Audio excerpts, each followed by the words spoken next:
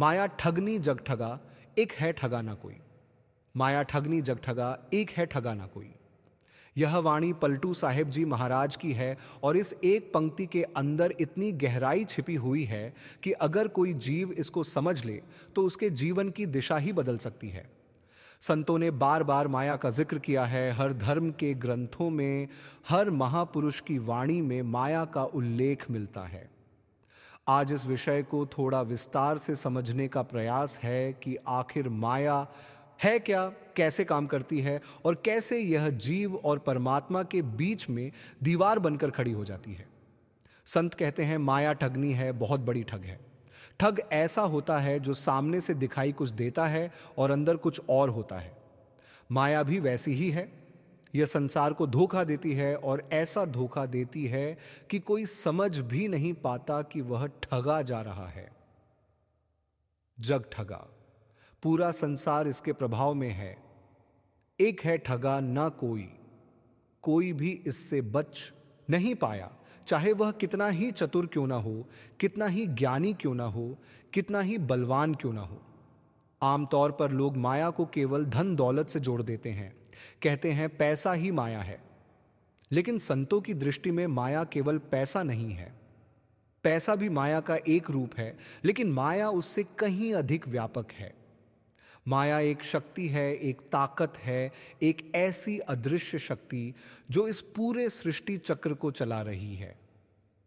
संस्कृत में माया का अर्थ बताया गया है जो है नहीं पर दिखाई देती है।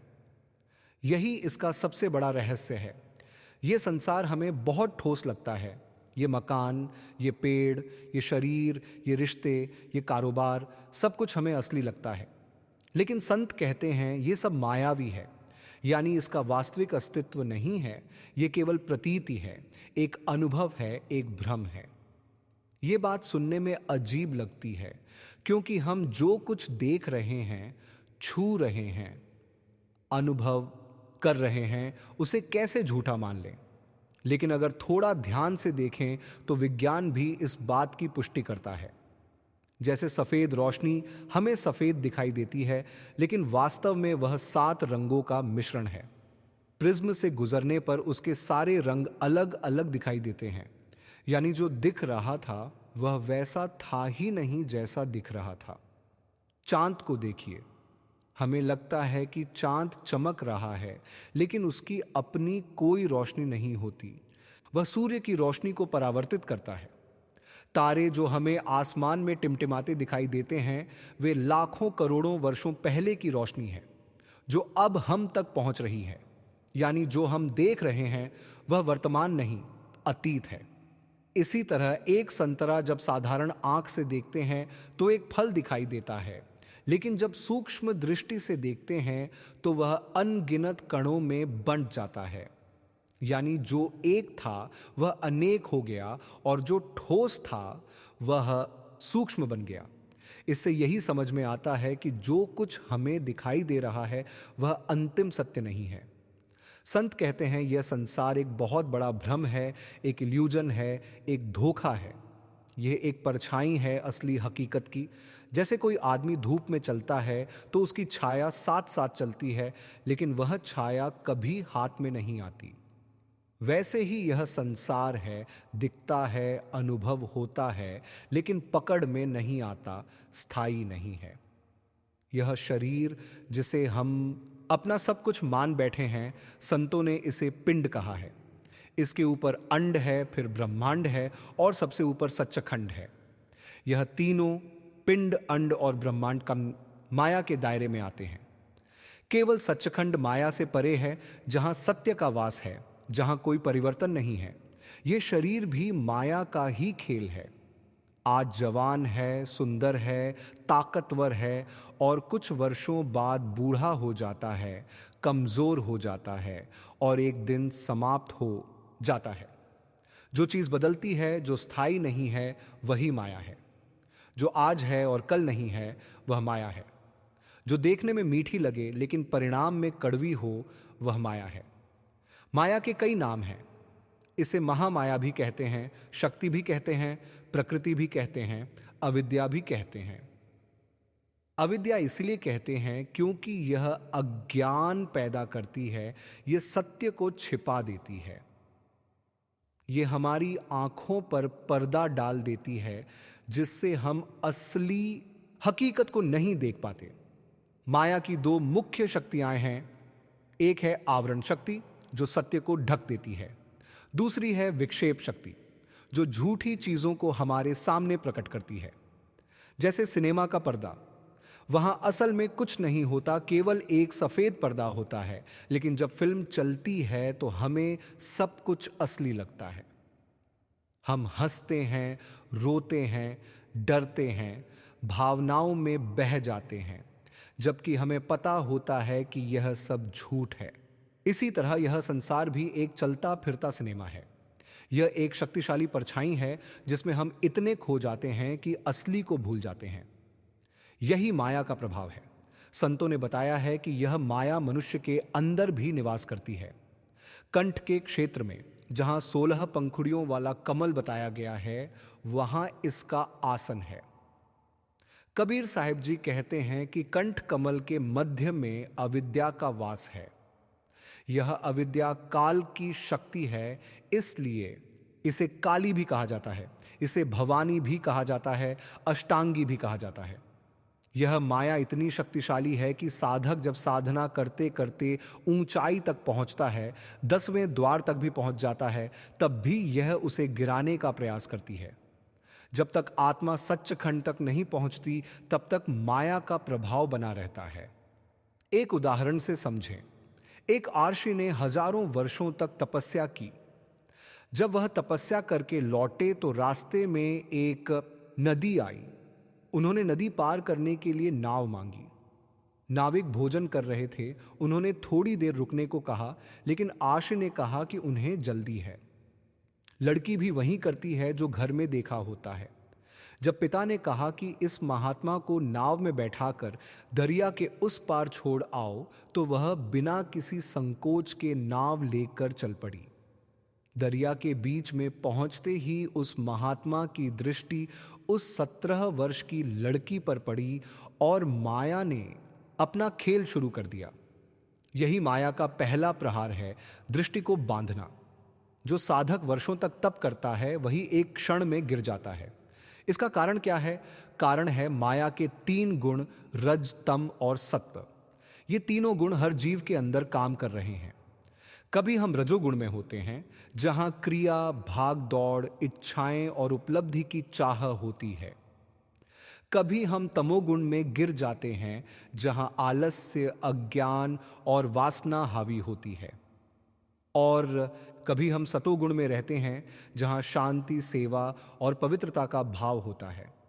लेकिन ध्यान देने वाली बात यह है कि तीनों ही गुण बंधन है। फर्क सिर्फ इतना है कि किसी की जंजीर लोहे की है, किसी की चांदी की और किसी की सोने की। उस महात्मा के अंदर अचानक काम की लहर उठी। जिसने वर्षों तक तप किया, वह भी उस एक क्षण में अपने आप को संभाल नहीं पाया। यह माया का प्रभाव है। वह भूल गया कि यह एक छोटी लड़की है, यह मेरी बेटी के समान है। जब माया पर्दा डाल देती है, तब विवेक समाप्त हो जाता है। इंसान और जानवर में अंतर यही है कि इंसान के पास विचार करने की शक्ति है, लेकिन जब माया हावी होती है, तब वह शक्ति भी समाप्त हो जाती है। लड़की ने विनम्रता से कहा कि वह तो एक मछुआरिन है, उसके शरीर से मछली की गंध आती है, फिर भी आप ऐसा विचार कैसे कर सकते हैं? लेकिन महात्मा ने अपने तप के बल से उस गंध को सुगंध में बदल दिया। यह दिखाता है कि शक्ति तो थी, लेकिन विवेक नहीं रहा। माया ने उसे अंधा कर दिया। फिर लड़की ने कहा कि ऊपर सूर्य साक्षी है, यह बुरा कर्म छुपेगा नहीं। लेकिन वह सुन नहीं पाया। जब मन तमोगुण में डूब जाता है, तब सही गलत का भेद समाप्त हो जाता है। यही कारण है कि संत बार बार चेतावनी देते हैं कि माया का प्रभाव बहुत सूक्ष्म और बहुत गहरा है। अब विचार करें कि माया का विशेष निवास कहां है। संतों ने कहा है कंचन और कामिनी, धन और स्त्री। ये दोनों चीजें संसार में सबसे अधिक आकर्षण का केंद्र हैं। पत्थर कभी आकर्षित नहीं करेगा, लेकिन अगर उसी पत्थर में स्त्री का रूप बना दिया जाए तो वह भी मन को खींच लेगा। यह माया की शक्ति है। धन भी ऐसा है कि इंसान सुबह से शाम तक उसके पीछे भागता है।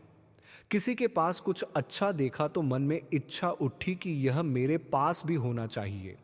यही माया का जाल है। इसी के कारण बड़े बड़े युद्ध हुए, राजाओं ने अपने प्राण गंवाए। केवल एक स्त्री के लिए हजारों योद्धा मारे गए। यह माया की खींच है।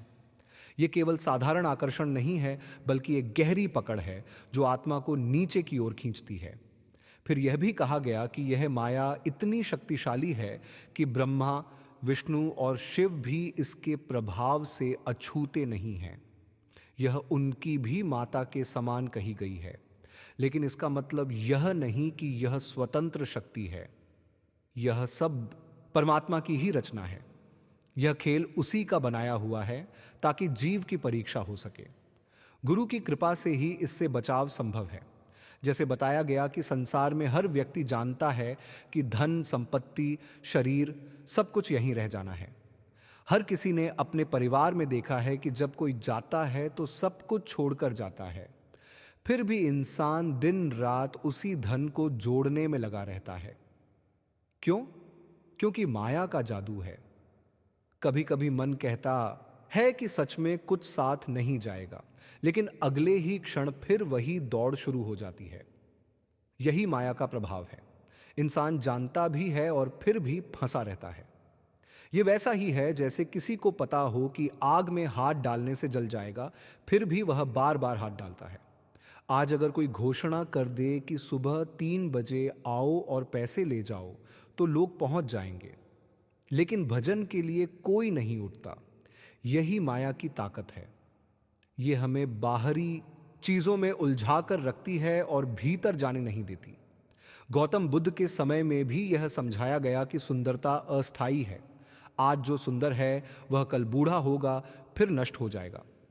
यह अभ्यास इसलिए करवाया जाता था ताकि मन मोह में ना फंसे। लेकिन फिर भी यदि सामने आकर्षण आ जाए तो साधक गिर सकता है। यह दिखाता है कि माया की शक्ति कितनी प्रबल है। मनुष्य की सबसे बड़ी भूल यही है कि वह सत्य को नहीं पकड़ता, उसके परछावे को पकड़ने में लगा रहता है। जैसे कोई आदमी दौड़ता है और उसका परछावा उसके साथ साथ चलता है। आप उस आदमी को पकड़ सकते हैं, लेकिन उसके परछावे को नहीं पकड़ सकते। उसी प्रकार यह संसार एक परछावा है और हम पूरी जिंदगी उस परछावे को पकड़ने की कोशिश करते रहते हैं। अगर यह पकड़ में आने वाली चीज होती तो कोई भी धन, कोई भी संपत्ति यहां छोड़कर नहीं जाता। लेकिन हर कोई खाली हाथ आया और खाली हाथ चला गया। जितनी भी दौड़ धूप, मारामारी, निंदा, चुगली, लड़ाई, धोखा, सब कुछ यहीं छूट जाता है, क्योंकि वह सब परछावे के पीछे किया गया था, सत्य के पीछे नहीं। हकीकत को किसी ने नहीं पकड़ा, इसलिए अंत में सब व्यर्थ हो गया। संसार फिर भी इन चीजों को बहुत महत्व देता है। अगर कोई धनवान है तो लोग उससे संबंध जोड़ने की कोशिश करते हैं, भले ही उससे कुछ मिलने वाला ना हो। केवल नाम जोड़ लेने में ही लोग गर्व महसूस करते हैं। लेकिन वास्तविकता यह है कि धनवान से कुछ नहीं मिलता और गरीब से जो मिल सकता है उसकी ओर ध्यान ही नहीं जाता। यह माया का प्रभाव है कि हम उस व्यक्ति को सलाम करते हैं जिसके पास माया है, न कि उस व्यक्ति को जिसमें सच्चाई है। संत इस माया को अपने पास फटकने नहीं देते, वे इसे ठुकरा देते हैं।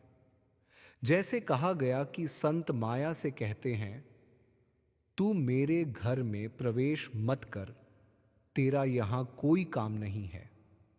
तेरे साज श्रृंगार, तेरे दिखावे, तेरे आकर्षण, इनकी यहां कोई कीमत नहीं।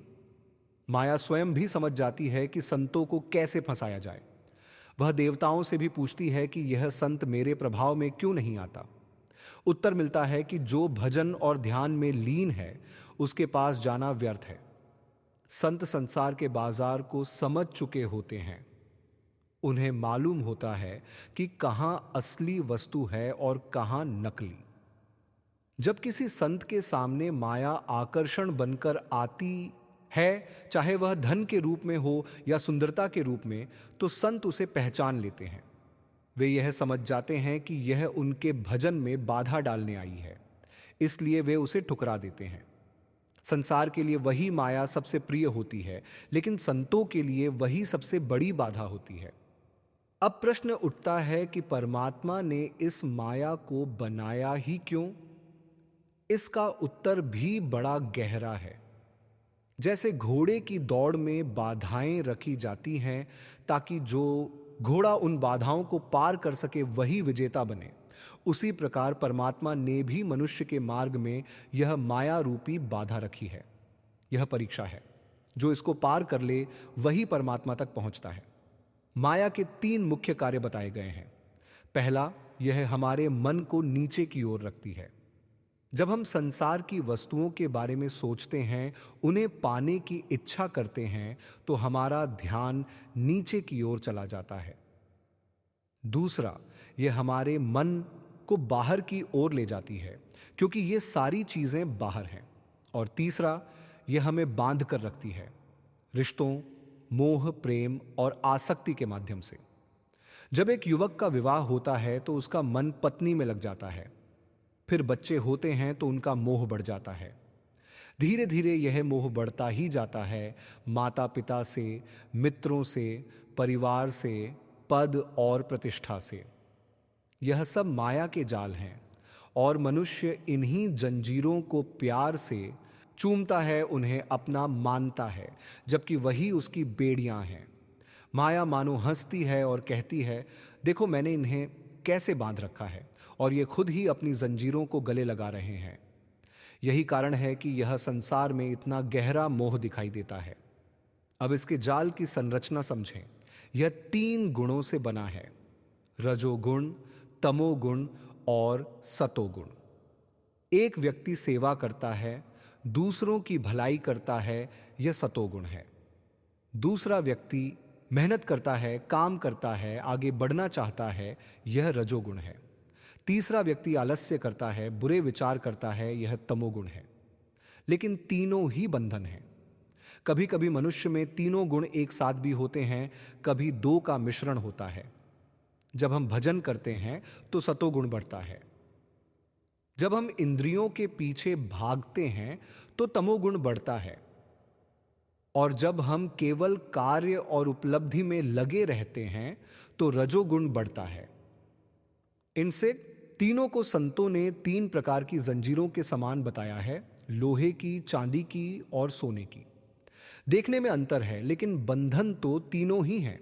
इसलिए कहा गया कि जो इन 3 गुणों से ऊपर उठ जाता है वही मुक्त होता है। जब तक मनुष्य इन गुणों के प्रभाव में है, तब तक वह कर्म करता रहेगा और कर्म का फल उसे बांधता रहेगा। अच्छा करेगा तो भी फल मिलेगा, बुरा करेगा तो भी फल मिलेगा, और यही फल उसे जन्म मरण के चक्र में बांध कर रखेगा। इसलिए यह समझना आवश्यक है कि माया केवल बुरी चीजों में नहीं है, बल्कि अच्छी चीजों में भी है। सेवा में भी बंधन हो सकता है यदि उसमें अहंकार आ जाए। कार्य में भी बंधन हो सकता है यदि उसमें लोभ हो, और आलस्य में तो बंधन स्पष्ट ही है। हजरत दाऊद की कथा भी यही समझाती है कि चाहे कोई कितना भी बड़ा क्यों न हो, चाहे वह राजा हो या पैगंबर, अगर माया का पर्दा पड़ जाए तो वह भी गिर सकता है। एक राजा जिसके पास सब कुछ था, उसने एक साधारण सिपाही की पत्नी को देखा और उसके मन में वासना जाग उठी। फिर उसने ऐसे कर्म किए जिनका फल उसे भुगतना पड़ा। इससे यही शिक्षा मिलती है कि माया इतनी शक्तिशाली है कि वह बड़े बड़े ज्ञानी और बलवान लोगों को भी भ्रमित कर देती है।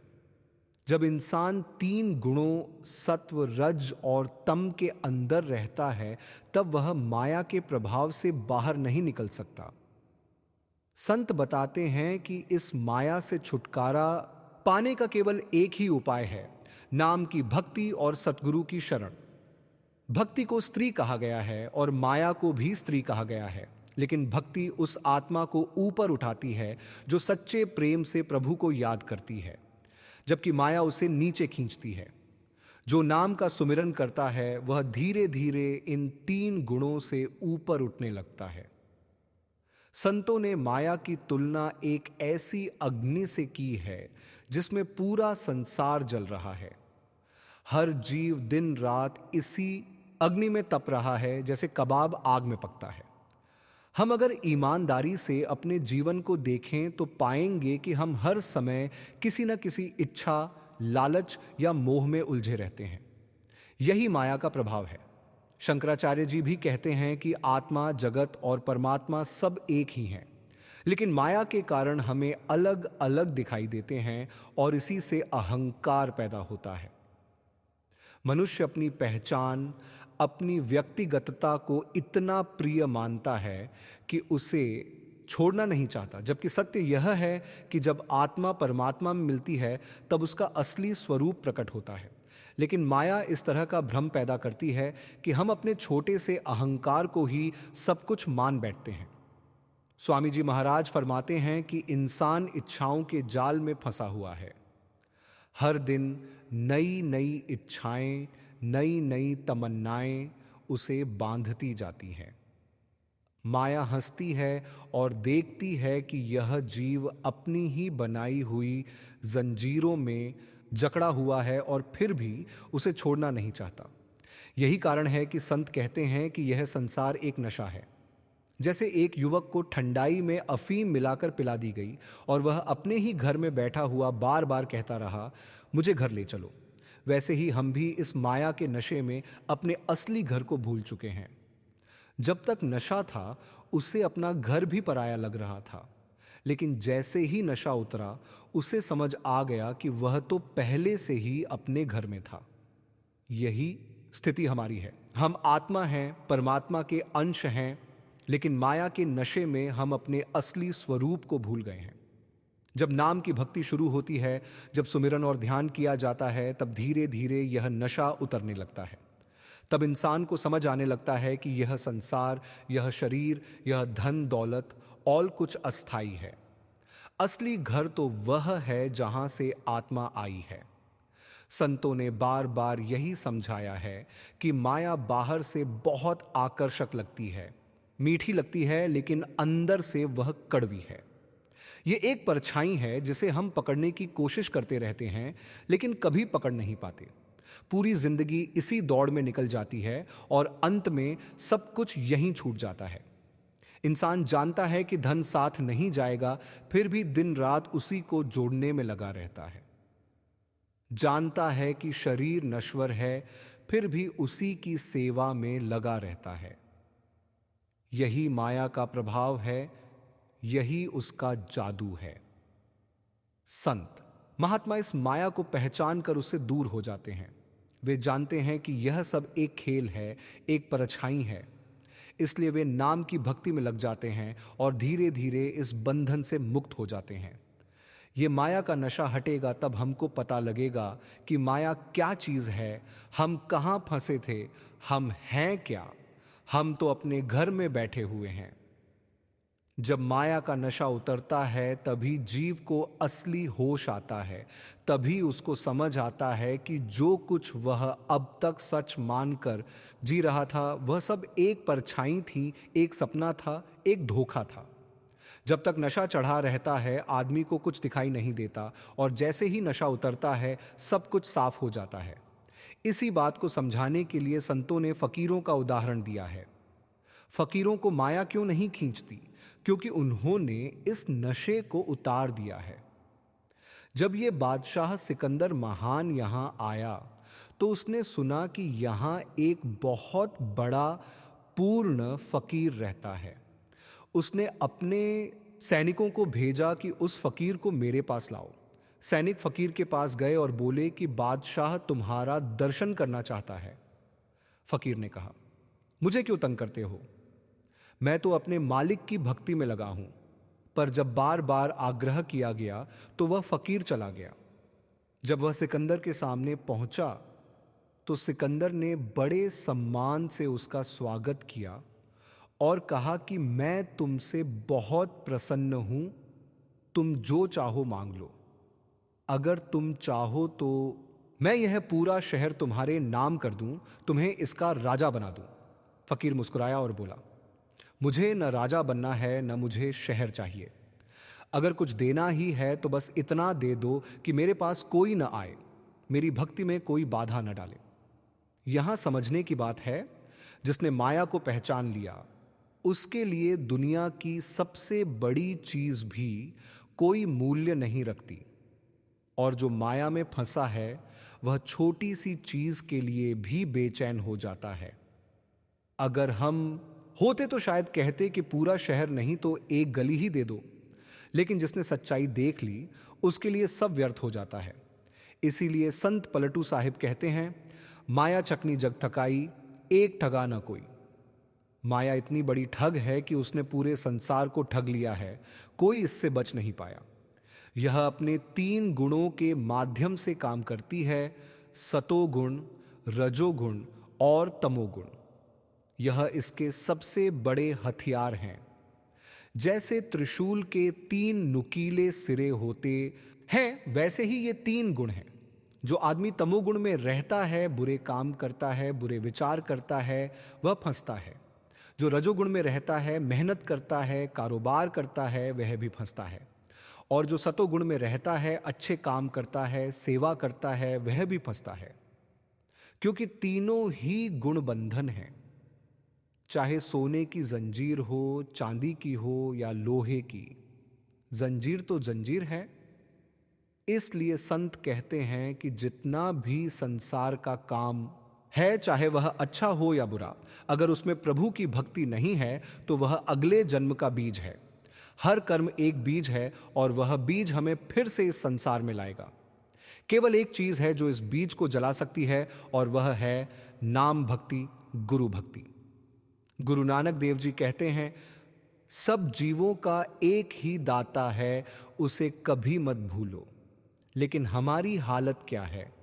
हमें सब कुछ याद है, धन, परिवार, मान, प्रतिष्ठा, लेकिन एक नाम भूल गया है, एक परमात्मा भूल गया है।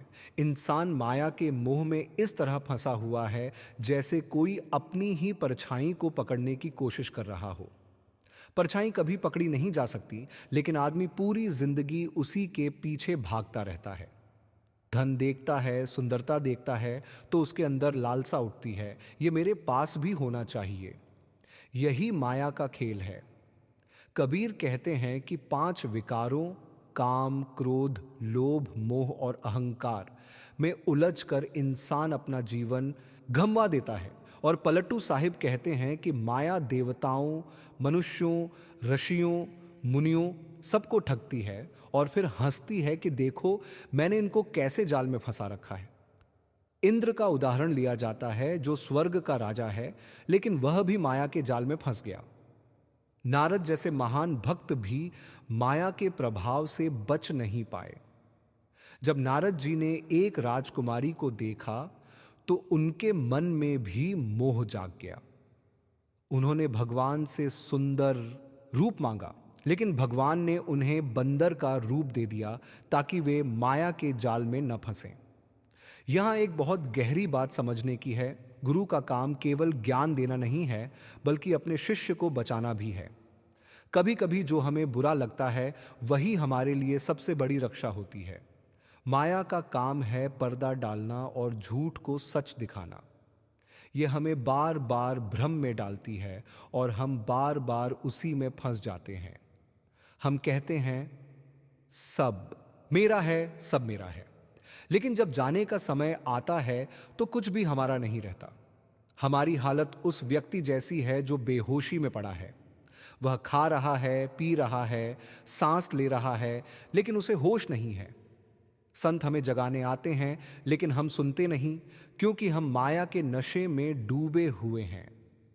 जब तक यह नशा नहीं उतरेगा तब तक सच्चाई नहीं दिखाई देगी, और यह नशा केवल नाम भक्ति से उतरता है। जब जीव नाम का अभ्यास करता है, गुरु की शरण में जाता है, तब धीरे धीरे यह पर्दा हटता है।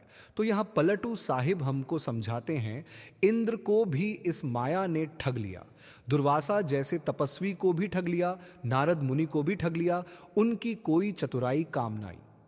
आगे कहते हैं, शिव शंकर जैसे महान त्रिशूलधारी वैरागी को भी इस माया ने नहीं छोड़ा। श्रृंगी आर्षि जैसे तपस्वी भी इसके जाल से बच न सके। मतलब साफ है, इस संसार में ऐसा कोई नहीं निकला जिसे माया ने न ठगा हो। फिर आगे पलटू साहिब एक गहरी बात कहते हैं, पलटू एको 100 ठगा जो सच्चा भक्ता हुए। यहां रहस्य छुपा है, सबको ठग लिया पर एक को नहीं ठग पाई। वह कौन? वह है सच्चा भक्त। अब प्रश्न उठता है, सच्चा भक्त कौन है? भक्त किसे कहते हैं? हम भी अपने आप को भक्त कहते हैं, पर क्या हम सच्चे भक्त हैं?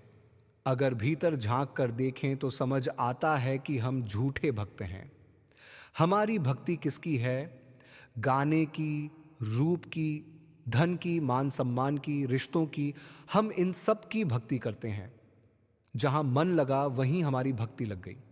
लेकिन सच्चा भक्त वह है जो सच्चे की भक्ति करे। और सच्चा कौन है? वह एक परमात्मा, जिसे कोई वाहेगुरु कहता है, कोई अल्लाह, कोई हरि, कोई गोविंद।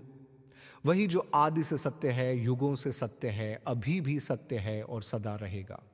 उसके सामने यह सारी सृष्टि माया है।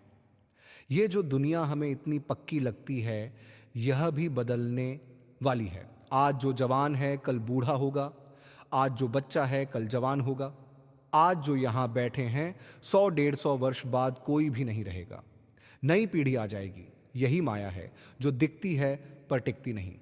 इसलिए संत कहते हैं, कूड़े की भक्ति छोड़ दो, माया की भक्ति छोड़ दो, केवल सच्चे की भक्ति करो। और वह सच्चा कब मिलता है? जब उसकी मेहर होती है, जब सद्गुरु की कृपा होती है, तब नाम का दान मिलता है। गुरु नानक देव जी ने फरमाया, एको सतनाम, कर्ता पुरुष, निर्भय, निर्वैर, अकाल मूर्ति। वही एक सच्चा है। और जब सद्गुरु मिल जाता है तो वह नाम का प्रसाद दे देता है। अब करना क्या है? संत कहते हैं, यह काम बहुत आसान है। 5 साल का बच्चा भी कर सकता है। आंखें बंद करके शांत बैठकर मन में नाम का जप करना है। जैसे बच्चा भोलेपन में बैठ जाता है, वैसे ही सरलता से बैठना है। एक जगह बैठकर बिना हिले बिना बोले भीतर ही भीतर नाम जपते जाना है। धीरे धीरे शरीर हल्का होने लगता है, हाथ पैर ढीले पड़ जाते हैं, चेतना ऊपर उठने लगती है। ऐसा लगता है जैसे शरीर नीचे रह गया और आत्मा ऊपर उठ रही है। ऐसा अनुभव होता है जैसे उड़ रहे हों, जैसे धरती पीछे छूट रही हो। यह सब भीतर का अनुभव है जो नाम जपते जपते आता है। फिर एक समय ऐसा आता है कि जीव अपने शरीर को अलग देखता है, जैसे कोई कपड़ा उतार कर रख दिया हो। आत्मा अलग हो जाती है, शरीर अलग दिखाई देता है। यह अवस्था केवल नाम के अभ्यास से आती है। और जब यह अनुभव हो जाता है, तब जन्म मरण का चक्र समाप्त हो जाता है। संत साफ कहते हैं, धंधा मत छोड़ो, घर परिवार मत छोड़ो, सब काम करो, लेकिन साथ में नाम का अभ्यास जरूर करो। यही सबसे जरूरी काम है। बाकी सब काम संसार के हैं, पर यह काम आत्मा का है। अगर हम किसी को प्रेम से याद करते हैं तो वह भी हमें याद करता है। यह दिल से दिल की बात है। तो जो परमात्मा प्रेम का सागर है, अगर हम उसे सच्चे दिल से याद करेंगे तो वह हमें कैसे भूल सकता है? इसीलिए कहा गया, सब जीवों का एक ही दाता है, उसे कभी मत भूलो। अगर हम उसे नहीं भूलते तो वह भी हमें नहीं भूलता। यही सच्ची भक्ति है, हर समय उस एक का स्मरण